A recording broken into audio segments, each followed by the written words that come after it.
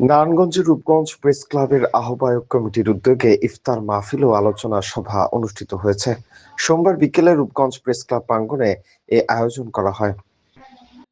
Press ক্লাবের আহ্বায়ক S A সোহেলের সভাপতিত্বে অনুষ্ঠানের প্রধান অতিথি ছিলেন নারায়ণগঞ্জ জেলা বিএনপির সাবেক সাধারণ সম্পাদক গোলাম ফারুক খোকন। এ সময় বিভিন্ন সাংবাদিক সংগঠনের নেতৃবৃন্দ ও স্থানীয় রাজনৈতিক নেতারা উপস্থিত ছিলেন। অনুষ্ঠানে রূপগঞ্জ উপজেলার 2 শতাধিক সাংবাদিক ও বিভিন্ন রাজনৈতিক দলের নেতাকর্মীরা অংশ নেন। বক্তারা বলেন, প্রথমবারের মতো রূপগঞ্জ প্রেস ক্লাব এত বড় পরিসরে ইফতার মাহফিলের আয়োজন করছে এবং সাংবাদিকদের ঘনিষ্ঠ সংবাদ পরিবেশনার আহ্বান জানান। অতিথিদের মাঝে ইফতার বিতরণ করা হয়। গরিব দুঃখী সাংবাদিকরা সবসময় অন্যের সংবাদ পরিবেশন করে।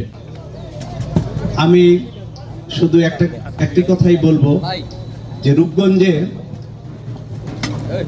এই সাংবাদিকতা পেশায় এটি একটি মহৎ পেশা। একটি সাংবাদিকের কলমের যে ধার, যদি সে সত্য লিখে, এর চেয়ে বড় শক্তি আমার মনে হয় কোনো ক্ষেপণাস্ত্রতেও নাই। যে কলমের যে শক্তি, সত্য লেখার যে শক্তি, সমাজ গঠনের জন্য, স্বপ্নের রূপগঞ্জ গড়ার জন্য যে মুস্তাফিজুর রহমান দীপু ভূঁইয়া যে স্বপ্ন দেখেছেন, সেই স্বপ্নকে বাস্তবায়ন করার জন্য আমি মনে করি রূপগঞ্জ প্রেস ক্লাবে অনেক যোগ্য এবং অভিজ্ঞ সাংবাদিকরা রয়েছে, যাদেরকে নিয়ে আমরা গর্ব করতে পারি। দৈনিক আজকের বাংলা .net